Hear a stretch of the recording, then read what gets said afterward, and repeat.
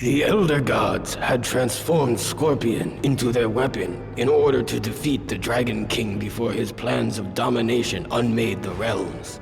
With his enhanced abilities, he tirelessly tracked Onaga through the realms until finally he cornered him in the Nexus. The Dragon King had many allies, but they were of no consequence. It was in fact Scorpion who was the true champion of the Elder Gods, the enforcer of their will. Only he could stop the menace that threatened all that exists. Only he could defeat the Dragon King. Baraka assumed that the treacherous Mileena had given her armies a powerful magic. They fought with savage brutality, but he could not stop their advance. He vowed that Mileena would pay for her betrayal. Baraka's warriors brought word that she had agreed to meet with him in an ancient lair, but Baraka was no fool. He sent another in his place. Baraka's scouts reported that the Earthrealm warrior Sub-Zero was near. He allowed his remaining militia to deal with him and set off alone to ambush Mileena. He knew by the scent of Tarkatan blood on her clothes that she had already killed the one he had sent to meet her. But her sense of smell was not as keen as a true Tarkata's. She was unaware of Baraka's presence. He barked her name, and when she turned to face him, he tore her apart.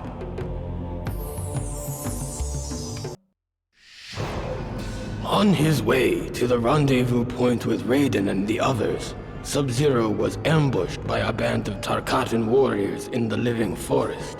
He tried to outrun them, but there were too many. He was quickly surrounded.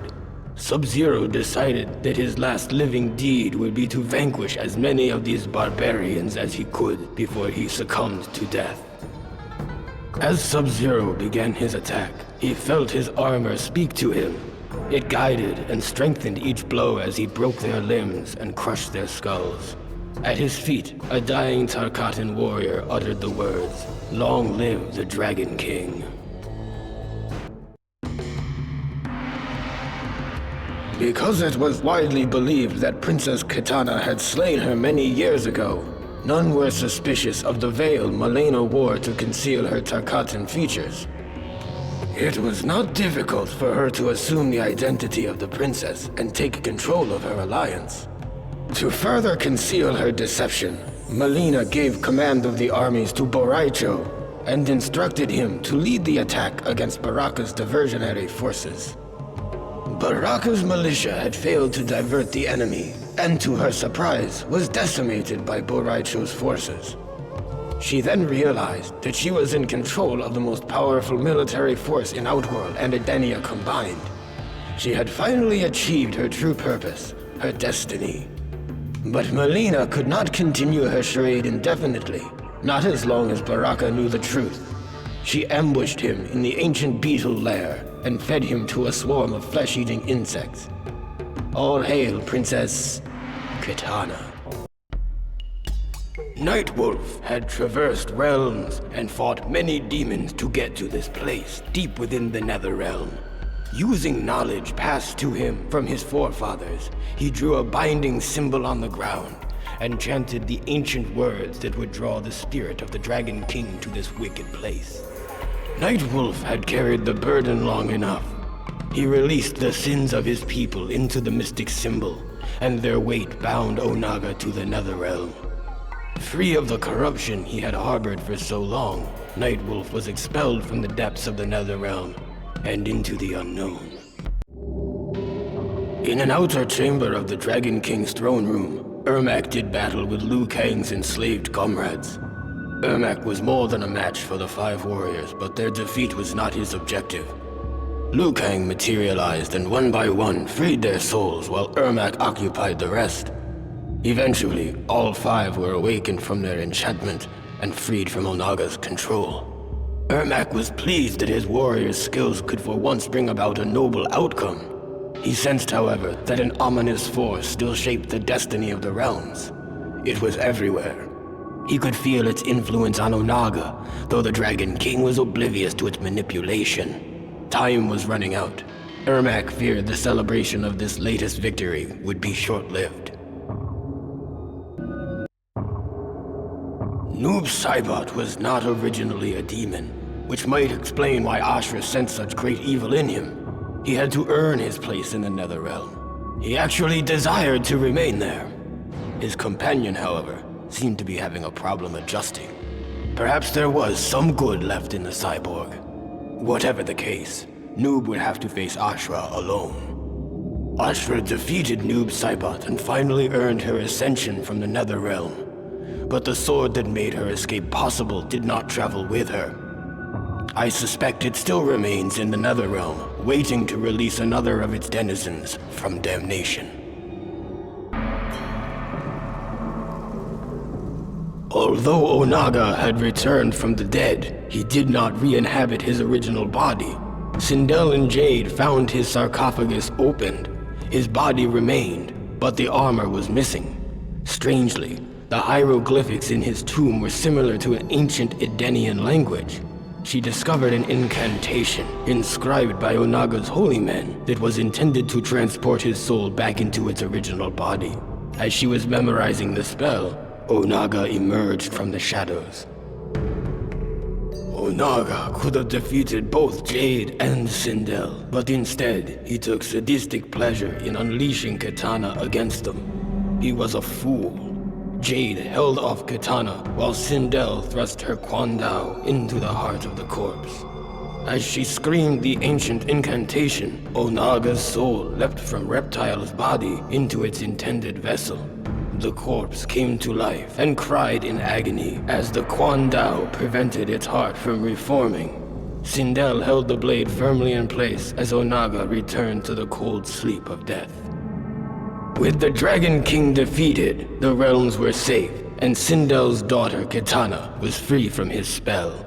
May Edenia know peace once more. An alliance had been formed of warriors from vastly different origins, but with a similar goal: to defeat Onaga. Li Mei marched uneasily into battle against the Dragon King. The closer she got to him, the more she came to understand which side was truly deserving of victory. Li Mei turned on her former allies and gave her emperor the time he needed to finish merging the Kamidogu. The Dragon King was now all-powerful. He had the means to control the universe, to make and unmake as he saw fit. Li Mei watched in delight as the Elder Gods fled before his might. Onaga then transformed her into his queen, to be forever at his side. He had given her power beyond anything she ever imagined. Together, they will rule the One Realm and slay the last of the Elder Gods.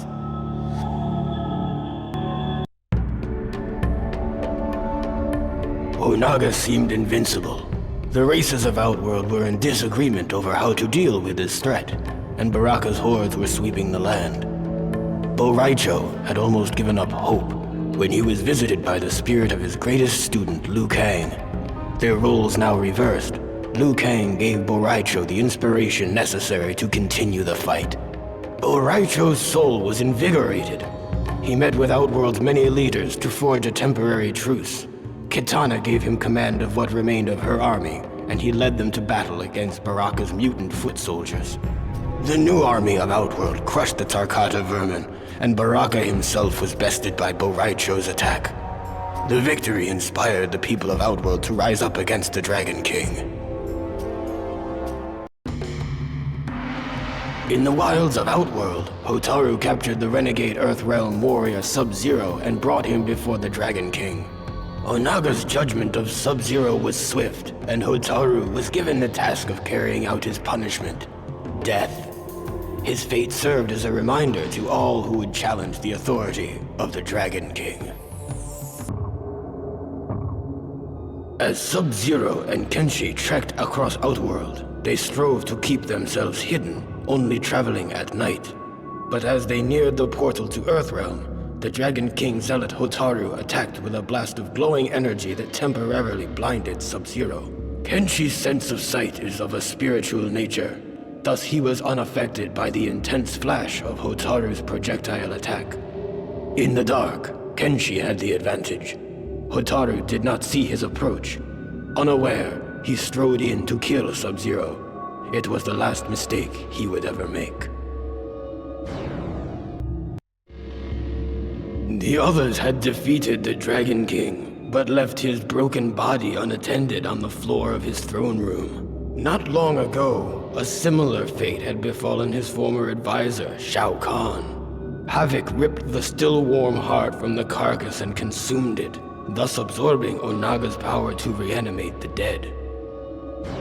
Had the Dragon King succeeded in his plans for total domination, the never-ending turmoil of life would have come to a stifling halt. Those who defeated him believed that the realms were at rest once more, but Havik vowed to restore the chaos that once ravaged Outworld. Shao Kahn would rule again. In Edenia, Tanya had located the ancient texts that described the process by which to fuse the Kamidogu into one. With this information, Onaga was able to create the One Kamidogu, a tool of unspeakable power. As the Dragon King was distracted, reveling in his victory, Tanya seized the opportunity to snatch the Kamidogu from him, thereby obtaining godlike power. She destroyed the Dragon King and became ultimate overlord of the realms.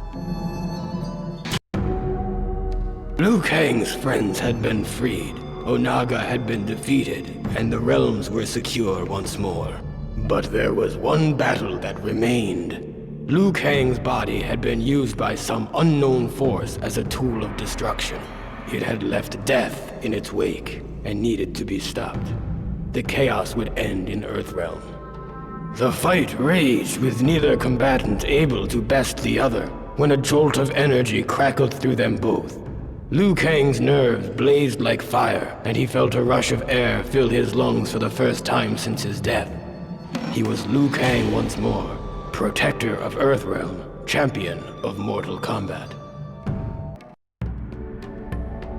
Once they had defeated the enemies of Havik, Kabal complimented Cobra and Kira on their ferocity in battle. Their true test, however, was to face each other, to decide which of them was worthy of the new Black Dragon clan. Neither refused the challenge. Cobra fought with ferocity, but his lack of discipline allowed Kira to control the battle, easily manipulating Cobra into exposing himself to her attacks. She defeated him and proved her worth to Kabal, who gave her the honor of finding 2 more recruits to pit against each other in Mortal Kombat. Havik had given Kabal's new Black Dragon recruits a task: lure the heroes away from the Dragon King's corpse while he somehow retrieved the heart, and with it, Onaga's power to raise the dead. Apparently, Onaga's ancient army had only been invincible by means of constant resurrection during battles. The power to raise the dead would prove quite useful to the Black Dragon clan. Kabal slew Havik and took the Dragon King's heart for himself. Havik was most impressed. Kabal brought his new recruits to Outworld, where a siege was underway against the Dragon King. Cobra grew impatient. He wanted to join the fray, but Kabal held him back. They were not to attack until the heroes had won. Once the Dragon King had been defeated, Kabal gave the order to strike the victors. The new Black Dragon tore through their ranks and left no survivors. Cobra came to realize that he was going to like being a Black Dragon. The traitor Tanya had given the Dragon King the information he needed to finish merging the Kamidogu. But before he conquered all the realms, Jade would see Tanya dead. Jade had allowed Baraka's soldiers to capture her, feigning defeat in battle. As Tanya approached her prisoner, Jade waited for the right moment, and threw a glass orb filled with concentrated Tarkata essence at her. The glass broke, splashing its contents across Tanya's body. Baraka and his vile savages worked themselves into an uncontrolled frenzy. They perceived Tanya to be a rival male and instinctively attacked. I doubt she survived the encounter. Normally, Dairou took no risks and ambushed those he had been hired to kill.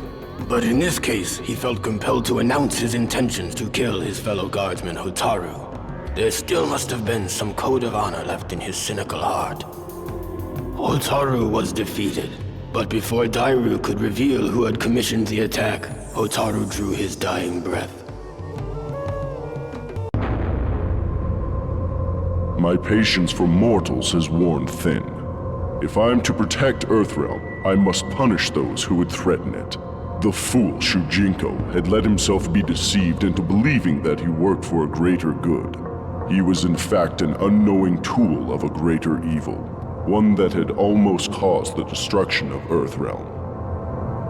That Shujinko undid his mistake and destroyed the Dragon King is of no importance. Those who place Earthrealm in harm's way will pay with their lives.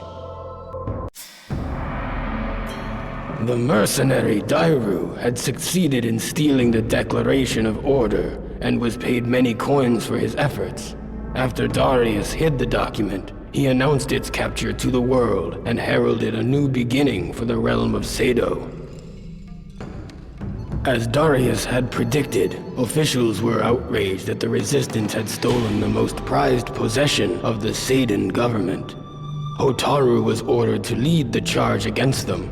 He underestimated their numbers, however, and the Resistance defeated him and his men. The Senate would soon be in the hands of the revolutionaries.